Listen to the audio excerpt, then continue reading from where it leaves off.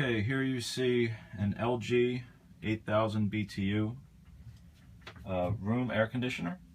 I was able to install it where the galley is on my Beneteau First 26 1980s model, and we kind of rigged it up so that it goes out the main companionway hatch here. Now the hose is not quite long enough for me to strap it over the doorway, but I will be getting to that as soon as I figure out how to extend the hose. You can see here they actually made a custom slat out of plywood and used a sash lock that I got from, it's a window lock that I got from Lowe's, and it seems to hold it pretty well. I might, put another one on if I have problems, but it's in there. I need some sealing with some foam adhesive around there, but it does a pretty good job. So it's very hot right now.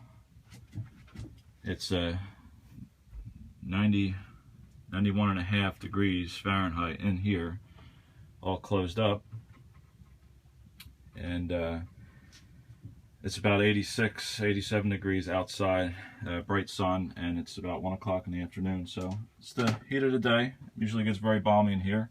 I'm going to turn this on and see how long it takes to get down to a comfortable temperature.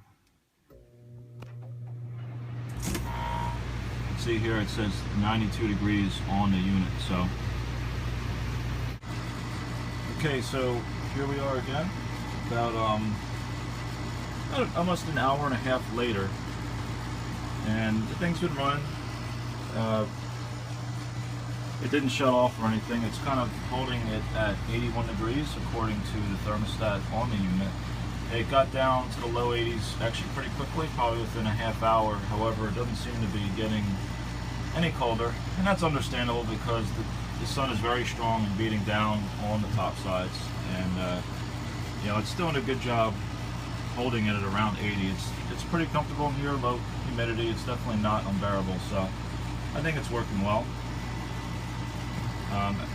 Also, you can see here in the middle of the cabin, the actual temperature is 81.5 degrees here according to my anemometer.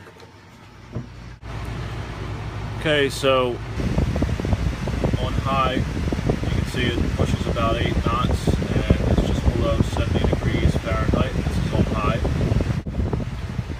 On low setting, it pushes just over 6 knots, and it's a cool 68 degrees coming out of the unit itself. The way I break this down, just shut it off here, undo my sash lock, undo the bungee cord,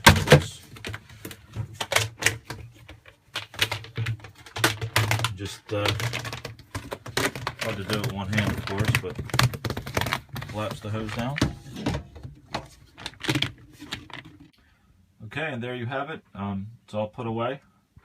It fits rather nicely, again, where the stove was in the galley. I'm going to put a strap over the top so it doesn't fall out when heeled over excessively. This boat will heel 15, 20, even more than 20 degrees sometimes. I did have to prop up the unit with some 4x4s and a shelf there about 4 inches so that the vents would clear the top of the countertop. But overall, I'm pretty happy with the purchase and the setup.